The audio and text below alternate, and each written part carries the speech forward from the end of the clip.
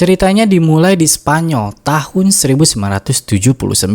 Seorang wanita bernama Alice Gould datang ke rumah sakit jiwa Santa Maria. Ia diantar oleh temannya Garcia del Olmo yang ternyata adalah mantan dokter di rumah sakit itu. Garcia sebenarnya ingin mengantarkan Alice sampai masuk ke dalam, tapi Alice menolak. Katanya dia nggak mau kalau ada staf rumah sakit yang mengenali Garcia. ¿Que no quieres que entre contigo?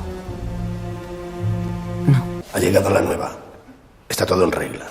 Menurut dokumen yang diterima pihak rumah sakit, Alice masuk ke sana atas rujukan dari Dr. Donadio karena diduga menderita gangguan mental jenis paranoia. Penyakit ini membuat seseorang gampang curiga, sulit percaya pada orang lain, dan selalu merasa cemas. Salah satu dokter di rumah sakit yaitu Dr. Rui Perez lalu membaca surat yang dikirim bersamaan dengan dokumen rujukan tersebut. Surat itu sebenarnya ditunjukkan untuk direktur rumah sakit, Samuel Alvar. Dalam suratnya, Donadio memberikan peringatan kalau Alice punya kemampuan luar biasa dalam berbohong. Ia bisa membuat cerita bohong yang terdengar sangat masuk akal, sampai orang-orang bisa percaya begitu saja. Setelah itu, Alice menjalani wawancara awal dengan Rui Perez. Ia ditanya soal data pribadinya, keluarga, dan kehidupan rumah tangganya. Alice bercerita kalau dia lahir di Spanyol tapi besar di Inggris. Di kampung halaman ayahnya, ibunya sendiri sudah meninggal saat Alice lahir. Alice juga bilang kalau dia punya gelar sarjana kimia dan sudah lama bekerja sebagai detektif swasta. Dalam dokumen rumah sakit tertulis bahwa surat rujukan Alice ke rumah sakit jiwa ini ditandatangani oleh Dr. Donadio dan juga oleh suaminya Heliodoro. Alice mengatakan kalau pernikahan mereka baik-baik saja selama 16 tahun, tapi isi dokumen justru menyebutkan hal sebaliknya. Tertulis bahwa Alice sudah 3 kali mencoba membunuh suaminya sendiri dengan racun.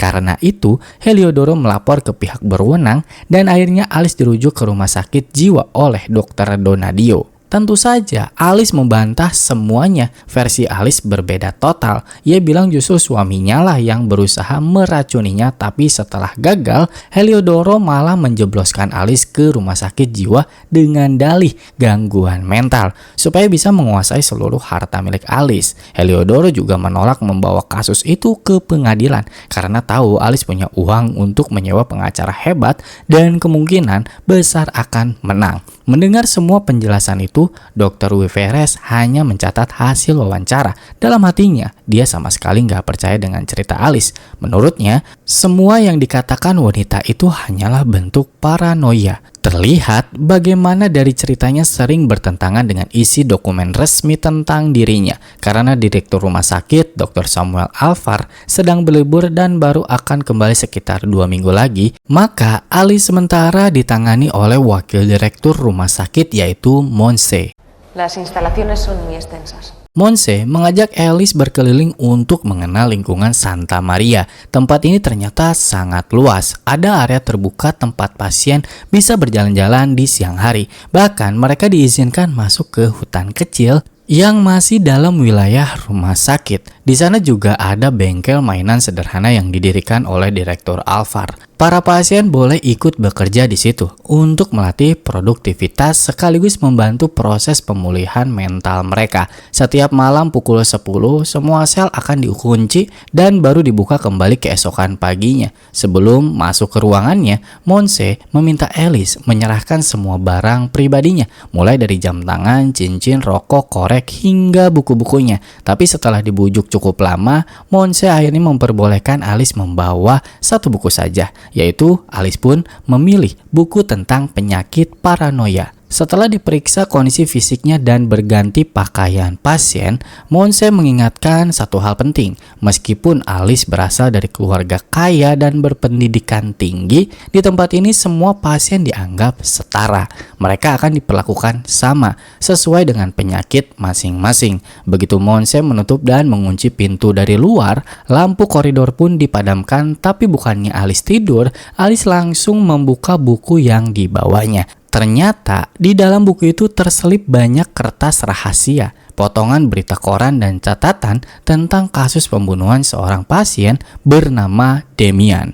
Demian ini bukan orang asing, ia adalah anak dari Garcia del Olmo, pria yang tadi mengantarkan Alice ke rumah sakit jiwa. Di antara kertas-kertas itu ada secarik memo bertuliskan, "Pembunuh, kau membunuhnya, bukan aku." Dan di bawahnya ada tulisan tanggal, yaitu 24 November 1978.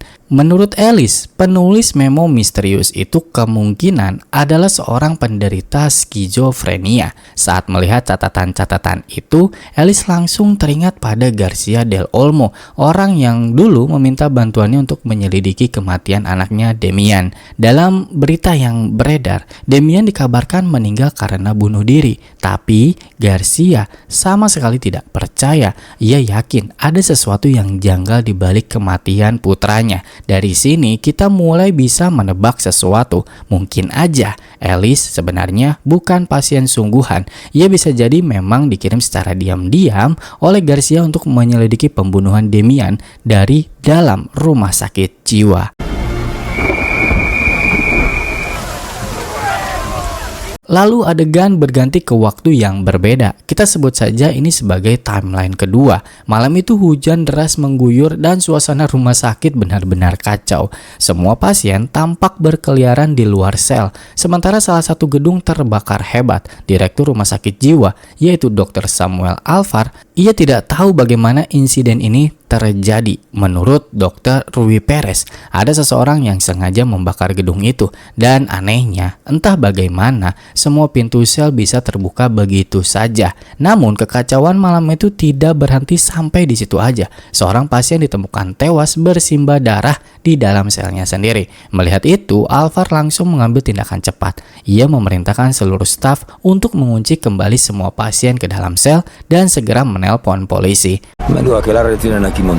Beberapa saat kemudian, dua petugas datang, Inspektur Ruiz bersama asistennya Soto. Mereka segera memeriksa tempat kejadian perkara dan menemukan pecahan kaca dengan ujung yang penuh darah di bawah kasur korban. Benda itu diduga kuat merupakan senjata pembunuhan yang digunakan oleh pelaku malam itu. Sementara di seberang sel korban, tampak dua pasien lain, satu pria bernama Ignacio dan kedua tangannya berlumuran darah. Dan satu pasien lagi yang hanya duduk diam seolah tak tahu apa-apa. Kita kembali lagi ke timeline utama. Setelah selesai mandi pagi, Alice bersiap sarapan dan mulai beradaptasi dengan suasana rumah sakit. Di ruangan makan, ia bertemu dengan Ignacio, seorang pasien yang tampak tenang dan berperilaku normal, hampir seperti orang biasa. Namun belum sempat ngobrol lama di tempat ini, Alice tiba-tiba diganggu oleh pasien cebol bernama Luis Ojeda yang selalu ditemani oleh penjaganya,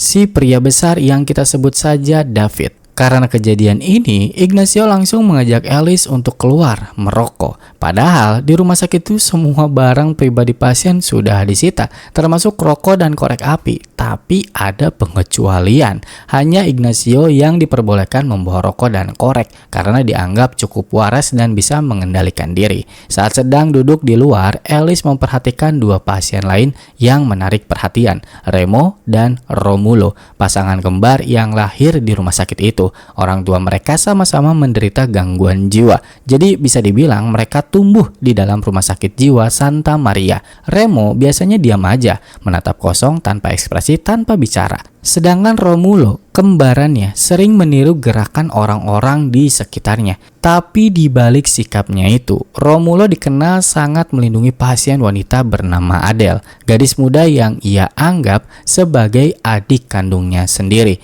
Romulo mempunyai sikap overprotective. Romulo bisa menjadi sangat berbahaya. Ia tidak segan membunuh siapapun yang berani mengganggu Adele atau adik kembarnya, yaitu Remo. Keesokan harinya, suasana rumah sakit mendadak ricuh. Romulo terlibat pertengkaran dengan David karena Ojeda berani mengganggu Adele. Situasi semakin panas sampai para petugas harus turun tangan untuk melerai.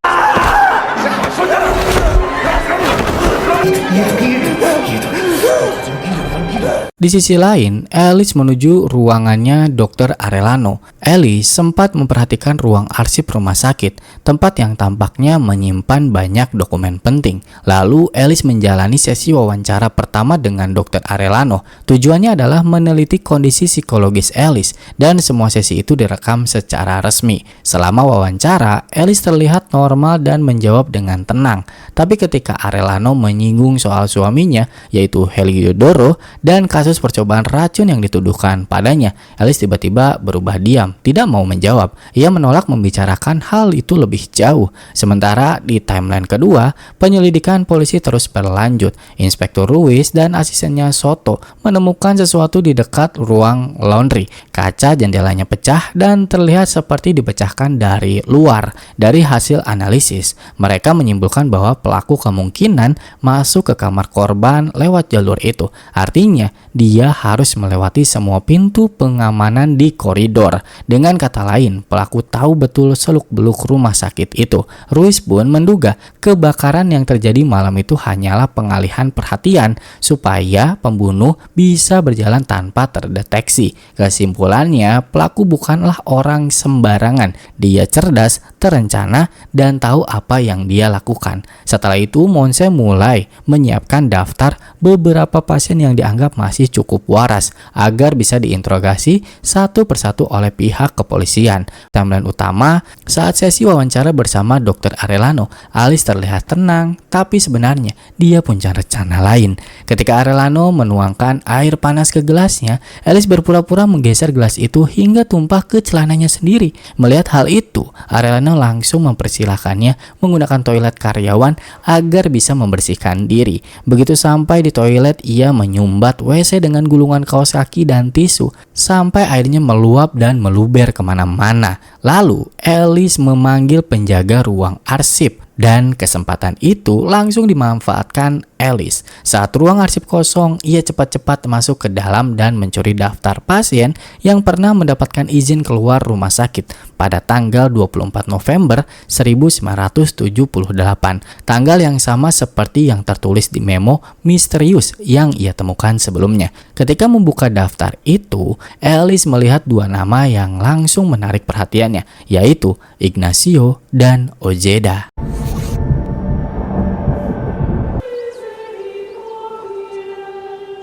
Beberapa hari kemudian, saat seluruh pasien menghadiri ibadah di gereja rumah sakit, Alice memanfaatkan momen itu untuk bertanya langsung kepada Ignacio. Ia menanyakan soal perizinannya keluar rumah sakit jiwa beberapa bulan lalu, tepatnya di tanggal 24 November 1978. Ignacio mengaku memang sempat diizinkan keluar waktu itu karena ada saudaranya yang datang menjenguk dan ia diperbolehkan jalan-jalan ke kota. Ignacio mulai curiga kepada Alice. "Dari mana kau tahu tanggal itu?" katanya. Karena seharusnya Alice baru dirawat di rumah sakit itu belum lama, kok bisa tahu? Alice pun langsung menuduh Ignacio sebagai pengirim memo yang berisi kalimat, "Pembunuh, kau membunuhnya, bukan aku." Ia bahkan menanyakan apakah Ignacio mengenal Damian Del Olmo, putra dari Garcia. Tapi sebelum Ignacio sempat menjawab, tiba-tiba terdengar suara petir keras, hujan turun deras, dan tubuh Ignacio mendadak kejang-kejang hebat, membuat suasana langsung panik. No entiendes. Tengo que irme.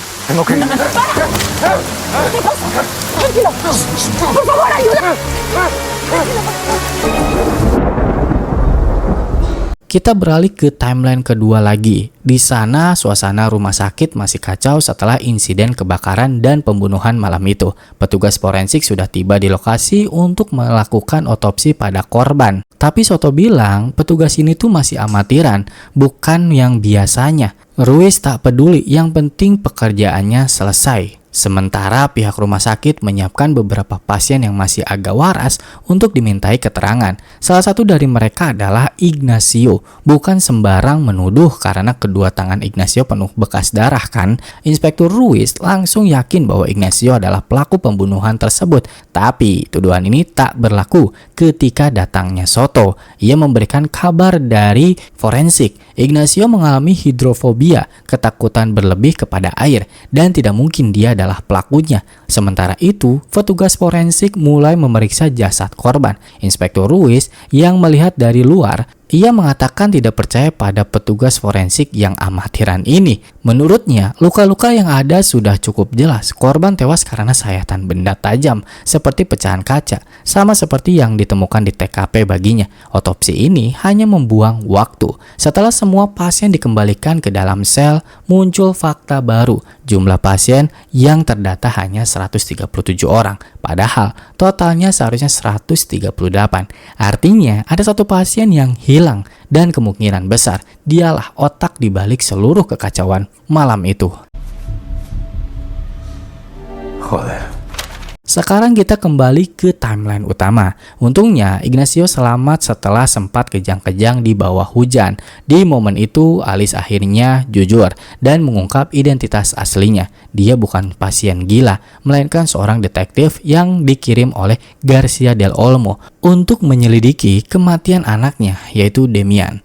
Menurut Garcia, Demian tidak mungkin bunuh diri. Alice curiga pelakunya adalah salah satu pasien di rumah sakit jiwa yang menulis memo misterius. Dari tulisan di memo, pelaku tampaknya menderita skizofrenia. Alice juga menjelaskan bahwa satu-satunya orang di rumah sakit jiwa yang tahu identitas aslinya hanyalah Dr. Samuel Alvar, sang direktur, yang merupakan teman dekat Garcia del Olmo sendiri. Ignacio lalu bercerita sedikit tentang Demian.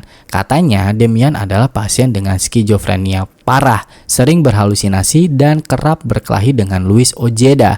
Namun anehnya, di malam ketika Demian ditemukan tewas, Ojeda justru menghilang, entah kemana.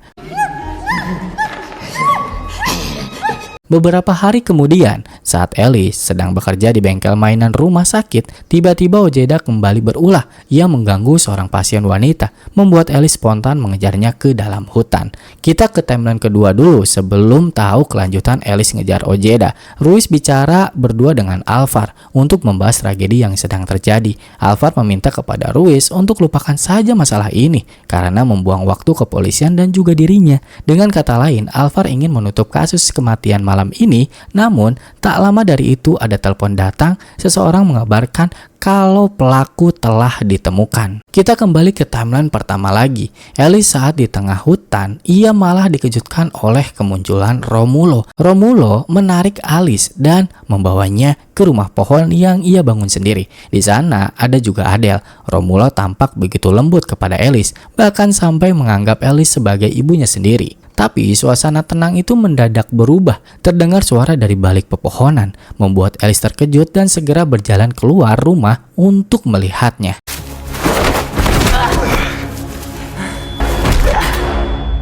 Setelah kejadian di hutan itu, Alice tiba-tiba terbangun di rumah sakit dalam keadaan kedua tangannya terikat di ranjang. Ia tampak kebingungan, tubuhnya lemas, dan di sampingnya sudah ada Dr. Arellano yang menjelaskan apa yang baru saja terjadi. Menurut Arellano, saat Alice ditemukan oleh petugas, Ojeda sudah tewas di sebelahnya. Kepalanya remuk karena hantaman benda tumpul.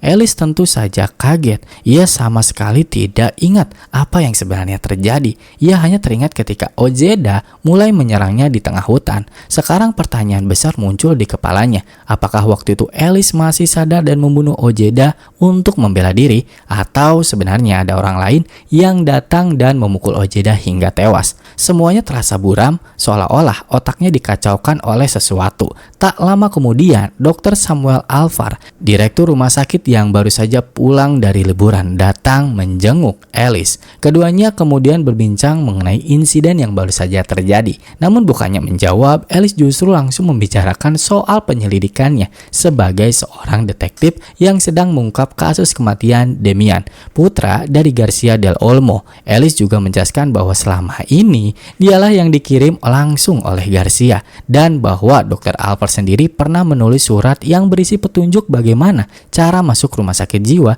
dengan menyamar sebagai pasien.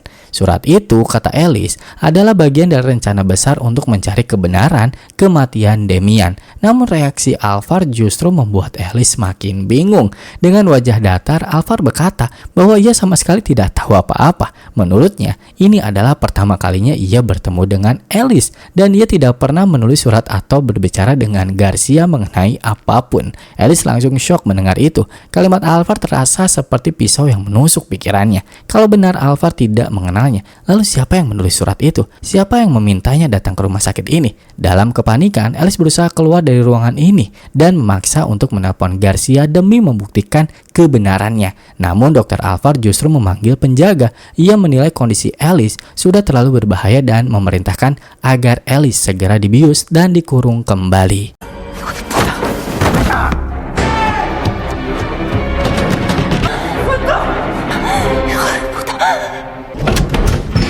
3 hari kemudian, Alice akhirnya sadar dari efek obat bius itu. Di ruang rawatnya, Dr. Monse datang yang menanyakan soal berkas-berkas rahasia tentang Demian yang ia temukan di kamar Alice. Alice tetap bersikeras ia tidak gila. Semua ini adalah bagian dari penyelidikan pembunuhan Demian yang menurutnya bukan bunuh diri. Ia memohon agar bisa segera dipulangkan ke rumahnya.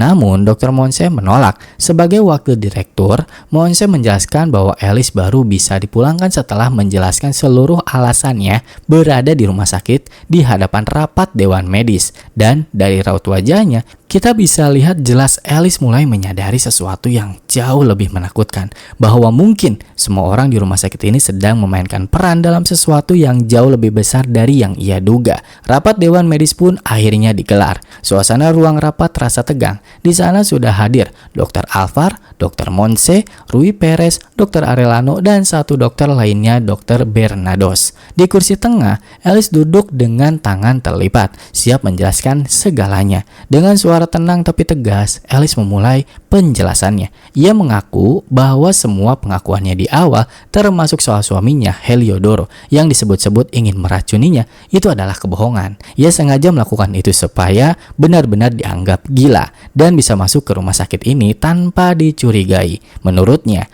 hanya dengan cara itulah ia bisa menyelidiki kematian Demian dari dalam tanpa ada yang tahu identitas aslinya. Namun pernyataan Alice langsung menimbulkan kebingungan besar karena menurut berkas psikologis dari Dr. Donadio langsung, semua yang dikatakan Alice justru bertolak belakang. Dalam laporan itu, Alice dinyatakan menderita delusi paranoid. Tapi Alice tidak tinggal diam. Ia terus berusaha menjelaskan bahwa dirinya adalah detektif profesional dan datang ke rumah sakit ini atas perintah Garcia del Olmo, ayah dari Demian, yang tidak percaya anaknya bunuh diri. Menurut Alice, penyelidikan ini bahkan sempat dibantu langsung oleh Dr. Alvar melalui surat yang dikirim secara rahasia. Namun di hadapan rapat, Dr. Alvar kembali menyangkal semuanya. Ia dengan tenang mengatakan bahwa tidak pernah mengenal Garcia, tidak pernah menulis surat apapun, dan tidak pernah meminta Alice datang ke rumah sakit jiwa. Bahkan menurutnya, kematian Demian memang bunuh diri dan tidak ada kaitannya dengan siapapun di rumah sakit ini, baik pasien maupun dokter. Ruangan pun hening, mata semua orang tertuju pada Alice yang mulai kehilangan kata-kata. Tapi ia tidak menyerah. Alice lalu menjelaskan secara detail bagaimana Garcia bisa menyewanya, bagaimana ia menyusun rencana untuk masuk ke rumah sakit jiwa ini, dan bagaimana ia menemukan petunjuk-petunjuk mencurigakan soal pasien lain yang mungkin terlibat dalam kematian Demian. Semua orang mendengarkan dengan raut wajah datar, tapi dari tatapan mereka jelas terlihat mereka tidak sepenuhnya percaya pada apa yang dikatakan Alice. Dan di titik inilah penonton mulai bertanya-tanya, apakah Alice benar-benar seorang detektif atau justru memang pasien dengan delusi berat seperti yang mereka bilang. Así me lo contó la noche que nos conocimos.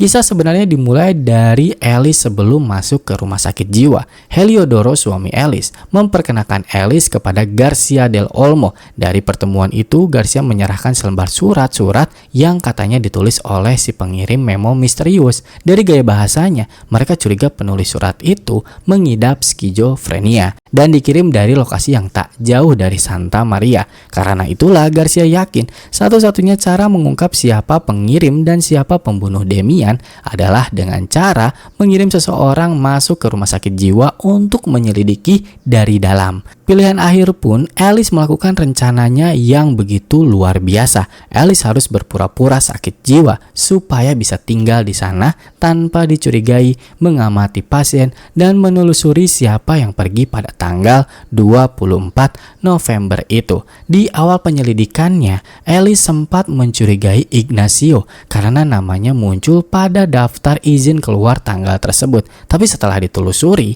Ignacio ternyata bukan penderita skizofrenia skizofrenia, sehingga kecurigaan bergeser ke Luis Ojeda yang juga tanggal keluarnya di tanggal yang sama. Sayangnya, Ojeda kemudian ditemukan tewas, sebuah fakta yang membuat semuanya semakin rumit. Apakah Alice yang melakukannya saat membela diri? Atau ada orang lain yang datang dan menghabisi Ojeda? Misteri itu masih menggantung. Sebelum Alice benar-benar masuk, Garcia bahkan meminta bantuan Dr. Alvar untuk memberi instruksi bagaimana caranya Alice bisa memalsukan gejala penyakit mental. Akhirnya Alice memilih berpura-pura mengidap paranoia. Ia berlatih membaca buku, menampilkan perilaku curiga, mudah panik, dan susah percaya pada orang lain. Sampai Dr. Donadio mau membuatkan laporan medis palsu dan surat rujukan ke rumah sakit jiwa. Untuk menutup semuanya dari suaminya, Alice berpura-pura bilang ia sedang liburan ke Buenos Aires. Lalu dengan bantuan Garcia, Alice diantar masuk ke rumah sakit jiwa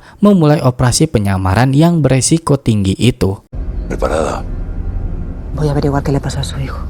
Dari awal, Dr. Samuel Alvar terus bersikeras kalau dirinya sama sekali tidak terlibat dalam misi penyelidikan Alice. Tapi Alice punya bukti kuat. Ia mengaku menyimpan surat-surat dari Dr. Alvar di kantornya. Alice bahkan memperingatkan kalau dirinya masih dianggap gila dan ditahan di RSJ. Ia bisa melaporkan Dr. Alvar karena telah memalsukan dokumen resmi agar ia bisa masuk ke rumah sakit itu. Alice juga menuduh bahwa Alvar sengaja menutupi kematian dua pasien, yaitu Demian dan Luis Ojeda, demi menjaga reputasi rumah sakit jiwa agar tidak tercoreng.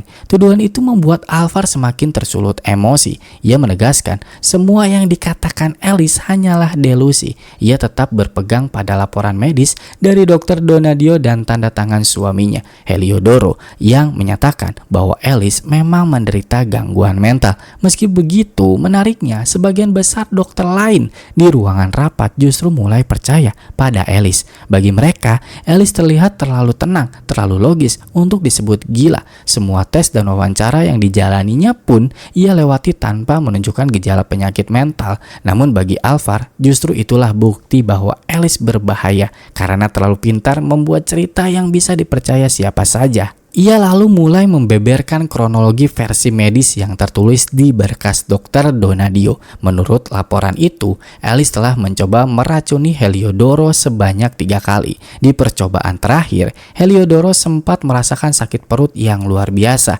hingga merangkak dari kamar mandi untuk meminta tolong.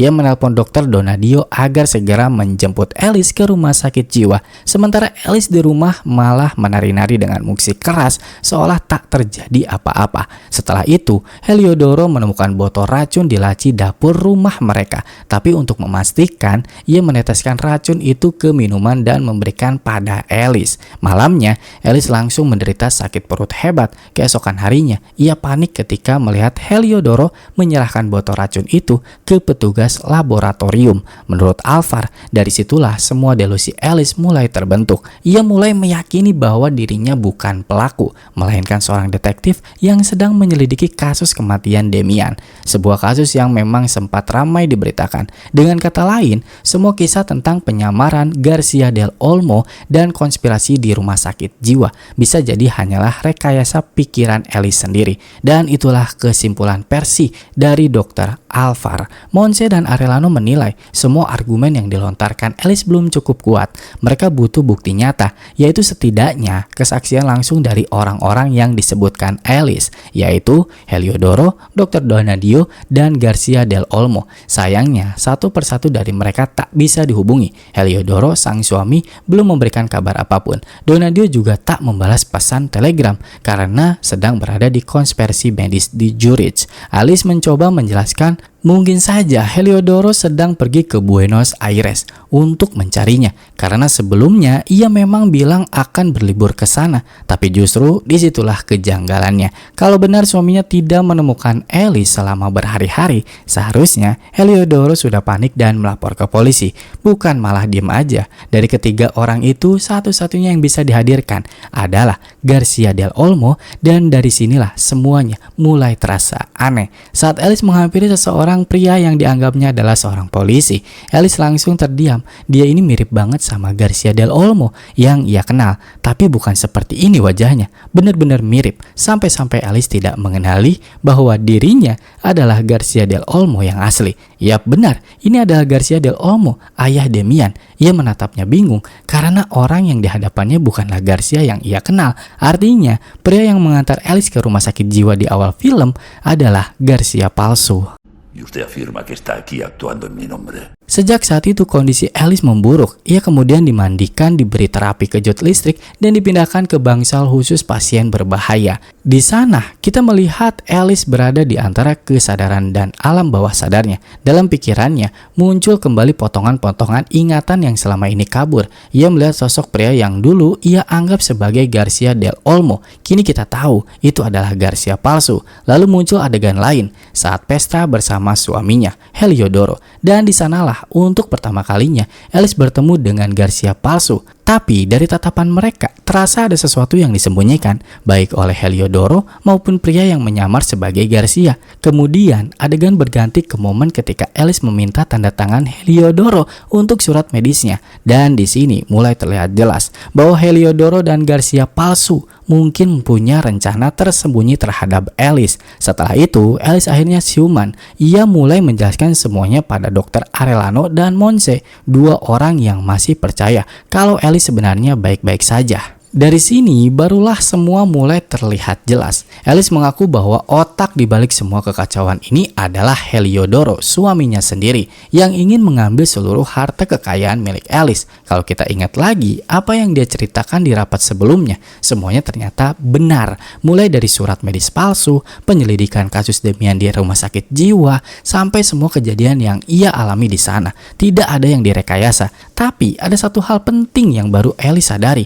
Ia baru ingat kalau dirinya mengenal Garcia palsu dari Heliodoro. Heliodoro lah yang memperkenalkan pria itu kepadanya, dan kemungkinan besar juga yang menyusun semua kebohongan ini. Mulai dari membuat koran dan bukti-bukti palsu sampai menipu Alice agar percaya bahwa pria yang ia temui di pesta dan mengantarnya ke rumah sakit jiwa adalah Garcia del Olmo yang asli. Sampai titik ini masuk akal kalau kita berasumsi Heliodoro membayar seseorang untuk berpura-pura jadi Garcia del Olmo, lalu memberi Alice misi palsu untuk menyelidiki kematian Demian yang sebenarnya sudah jelas bunuh diri. Tujuannya satu, supaya Alice bisa dianggap gila dan dikurung di rumah sakit jiwa sehingga Heliodoro bisa menguasai seluruh kekayaannya. Menurut Alice, Dr. Donadio juga ikut terlibat. Ia menduga Donadio dibayar oleh Heliodoro agar membantu memalsukan laporan medis. Dan kalau kita pikir-pikir, alasan Donadio tidak bisa dihubungi karena konspirasi di Zurich terasa sangat mencurigakan. Mungkin aja ia memang sengaja menghindar supaya rencana Heliodoro tetap berjalan mulus. Di sisi lain, Alice juga mulai menaruh curiga pada Dr. Alvar karena sejak awal hanya Alvar lah yang tidak percaya padanya, bahkan sampai berani memberinya terapi kejut listrik. Alice yakin Alvar juga ikut dalam konspirasi besar ini, dan untuk membuktikan semuanya yang ia katakan, Alice punya satu rencana. Ia harus keluar dari rumah sakit jiwa. Karena kalau benar uang di rekeningnya telah dipindahkan ke akun milik Heliodoro, Donadio, Garcia palsu, atau bahkan Alvar, maka semua yang dikatakan Alice bukanlah delusi, tapi kenyataan. Y no hagas ni digas nada hasta que volvamos, ¿de acuerdo? César, vámonos. Setelah mendengar pengakuan Alice, Dr. Arellano akhirnya memutuskan untuk pergi ke kantor polisi. Ia ingin melaporkan dugaan penipuan yang dilakukan oleh Heliodoro, suaminya Alice. Tapi ternyata laporannya ditolak mentah-mentah oleh Inspektur Ruiz. Alasannya, karena bagi polisi, Alice tetap dianggap sebagai pasien rumah sakit jiwa, yang berarti semua perkataan tidak bisa dijadikan bukti yang sah. Sementara itu, di rumah sakit jiwa, Dr. Monse sedang menggeledah lemari berkas dan menemukan sesuatu yang mencurigakan. Sebuah cek pembayaran dari Heliodoro ke rekening pribadi Dr. Alvar dengan jumlah 20 kali lipat lebih besar dari biaya seharusnya. Saat ditanya, Alvar berdalih kalau uang itu hanyalah insentif rumah sakit yang nantinya akan ditransfer ke kas rumah sakit jiwa. Setelah ia menerimanya, semuanya transparan bisa dicek. Tapi tentu aja alasannya terdengar sangat mencurigakan. Karena kelancangannya menuduh atasannya, Alvar langsung memecat Monse secara tidak terhormat. Ketika Alvar mengecek ke kamar Alice, ia tidak menemukannya. Seluruh staf dan penjaga rumah sakit jiwa mencarinya ke setiap sudut rumah sakit, tapi hasilnya nihil. Tidak ada satupun yang menyadari kalau Alice ternyata bersembunyi di bawah rok seorang pasien wanita di bengkel mainan. Di sana, Alice mulai bicara dengan pasien-pasien lain, termasuk Ignacio. Dan dengan tenang, ia mengatakan kalau dirinya butuh bantuan untuk keluar dari rumah sakit jiwa. Alice terlihat benar-benar tenang dan waras sampai-sampai semua pasien di sana mengikuti semua perintahnya tanpa ragu. Ia bahkan meminjam korek api milik Ignacio dan menyuruhnya untuk melakukan sesuatu nanti malam. Malam pun tiba, dari kantor polisi, Dr. Arellano memutuskan untuk pergi ke rumah Alice. Tapi begitu sampai, rumah itu udah lama kosong. Ia menemukan beberapa bukti yang justru semakin memperkuat dugaan bahwa Alice benar-benar ditipu oleh suaminya sendiri. Mulai dari dokumen penyelidikan Alice tentang kasus Demian hingga piagam yang menunjukkan bahwa Alice memang seorang detektif swasta. Sementara itu di rumah sakit jiwa, Alice mulai mengeksekusi rencananya. Ia menumpahkan cairan pengencer cat yang mudah terbakar atau spiritus silahya di seluruh ruangan di bengkel mainan, lalu menyalakannya dengan korek milik Ignacio. Di sisi lain, sesuai perintah Alice, Ignacio melukai tangannya dengan air agar penjaga membuka selnya. Begitu pintu terbuka, Ignacio langsung membebaskan semua pasien. ¡Fuego! ¡Vamos! ¡Fuego! ¡Vamos! ¡Vamos!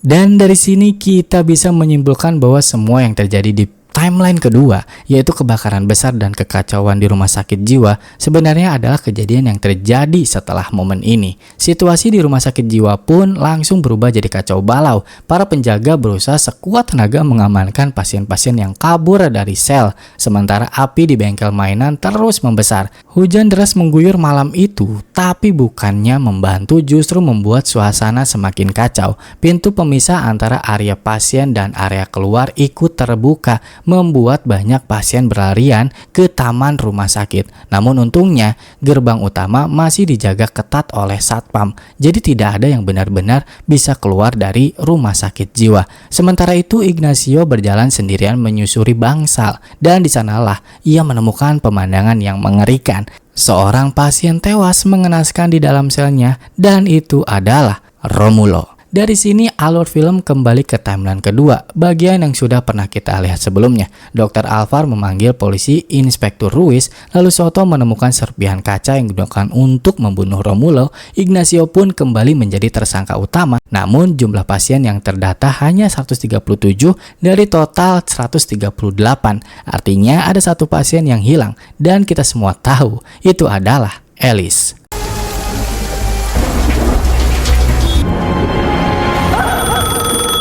Nah, ternyata petugas itu bukan forensik sungguhan. Kenapa disebut amatiran ketika masuk? Karena Alice lah yang menyamar sebagai petugas forensik setelah membuat petugas asli pingsan. Tidak butuh waktu lama bagi pihak rumah sakit untuk menyadari penyamarannya. Mereka langsung menemukan Alice di ruang otopsi, dan di sana Alice sama sekali tidak terlihat menyesal. Dengan wajah tenang, ia mengakui semua perbuatannya secara belak-belakan. Dialah yang memulai seluruh kekacauan malam itu. Mulai dari membakar bengkel mainan, menyuruh Ignacio membebaskan para pasien, hingga menciptakan kekacauan besar di seluruh rumah sakit jiwa. Namun, kematian Romulo ternyata bukan bagian dari rencana Alice. Justru disinilah ia mengungkap satu fakta mengejutkan. Pembunuh Romulo sebenarnya adalah David.